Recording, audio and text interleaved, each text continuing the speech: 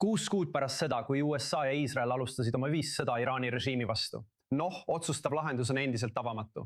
Kokkuvõtteks võib öelda, et Iraani sõjaline infrastruktuur ja majandus on muidugi tõsiselt kahjustatud. Režiim ei ole kokku varisenud. Teheranil on endiselt raketivõimekus.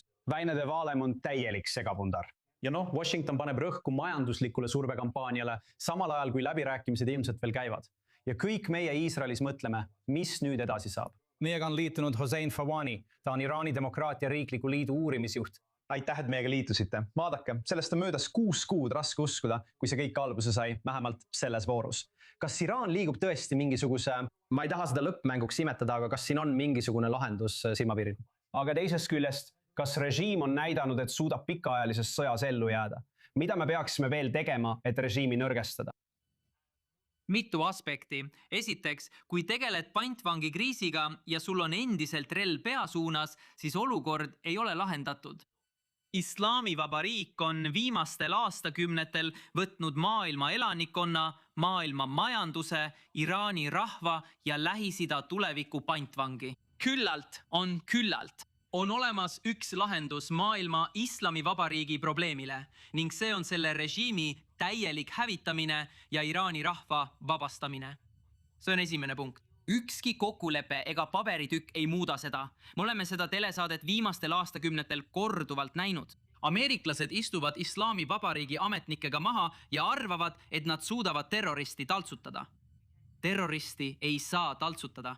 Neid saab ainult kas kirstu panna või trellide taha saata. Sellega asi piirdub. Ükski läbirääkimine ei muuda Islamivabariigi käitumist. Lõppeesmärk, nagu see alati oleks pidanud olema, ei ole ohjeldamine, vaid režiimi vahetus. Ja režiimi vahetus toimub ainult siis, kui Islamivabariik tervikuna täielikult lammutatakse. Kas me raiskame hetke, kas see on see hetk, kas on õige hetk sellele täie hooga järele minna, kas see hetk raisatakse ära? Paljud inimesed väidavad praegu, et need, kes tahaksid režiimi kukutamist näha, raiskavad lihtsalt aega. See on raisatud aeg miljardite inimeste nimel üle kogu maailma. See on tsivilisatsioonide vaheline sõda. Islamivabariik on ohuks maailma rahule, julgeolekule ja heaolule. Kuni see režiim püsib, on laevasõiduvabadus ohus. Iraanlased, miljonid, 90 miljonit inimest on selle režiimi pantvangid. Iraak, Afganistan, Süüria, Jeemen, kui paljud riigid on Teheranis elavate diktaatorite kontrolli all. Aitab küll, on ammu aeg see töö lõpule viia. Ameerika Ühendriigid, Iisrael ja Iraani rahvas suudavad selle eesmärgi saavutada. Aga selle eesmärgi saavutamiseks peame esiteks looma ülemaailmse üksmeele selles, et see sõda, see konflikt on meile peale sunnitud. Meie ei alustanud seda sõda. Islaamivabariik kuulutas selle sõja välja juba 5 aastakümmet tagasi oma loomisega. Me lõpetame selle. Teiseks, Islamivabariigi juhtide sihtmõrvad. Selle režiimi struktuuris on mitu tegutsejat, kes on endiselt elus. Praegu kaamera kõrval on selle kartuli foto, kelle nad on nimetanud ülemjuhiks Mushtaba Khamenei. See mees on ebaoluline, kuid on mehi nagu Khali Galibaf, Zarif, Hassan Rouhani, Khatami. Nimetage nad, tapke nad, kõrvaldage nad. Muutke režiim jõuetuks. Muutke kogu see süsteem jõuetuks. Ja andke siis Iraani rahvale võimalus lõpetada. Töö tabas režiimi relvajuude selle rõhumisaparaati. Nimekirjas. Tõenäoliselt on nende elu läbi, kui see läbirääkimiste faas ebaõnnestub, seega on neil ilmselt mingi motivatsioon seda faasi elus hoida. Vaata, mis riigis sees toimub. Sa puudutasid sealset umbes 90 miljoni inimese olukorda. Kui ulatuslikuks on sisemine mahasurumine muutunud?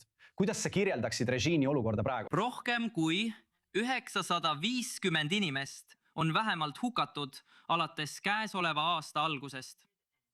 950 süütut iraanlast on üles poodud. Iga päev ärkame üles Asani küla peale, mis teatab järjekordsest surmas selles riigis. Inimesed võitlevad toidu ja esmavajalike elutarvete eest. Emad ja õed pingutavad selle nimel, et nende lapsed oleksid turvaliselt ning jõuaksid koju tagasi elusalt ja tervelt. Kui nad välja lähevad, ahistatakse neid, sest nad ei järgi hidžaabi kandmise seadusi. Kas mäletate, paar kuud tagasi rääkisid Islamivabariigi käsilased lääne meedias kõigile, et režiim saab hakkama. Šariaadi seaduse jõustamise tõttu pekstakse Iraanis naisi tänavatel, kui nad ei järgi šariaadi seadust. Lõpetage nende valede uskumine. Andke Iraani rahvale võimalus töö lõpule viia.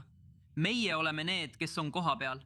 Iraanlased on seda võitlust pidanud viimased 5 aastakümmet. Meie vennad ja õed Iisraeli kaitseväes ning Iisraeli luureteenistustes on meid aastate jooksul aidanud, võidelnud meie kõrval selle lõputu sõjakaevikutes, mille Islamivabariik on meile peale surunud. On aeg töö lõpule viia. Siis hakkame üles ehitama Lähis-Ida, millel pole mingit pistmist sellega, millega me praegu silmitsi seisame.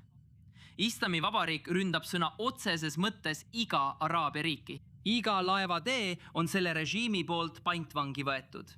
Iraani majandus ei ole selle režiimi all lihtsalt raskustes, see on täielikult kokku varisenud. Iraani riaal saavutas sel nädalal taas uue rekordi. Kui mitu korda me veel seda etendust vaatame ja laseme sellel režiimil hingata, on aeg töö lõpule viia.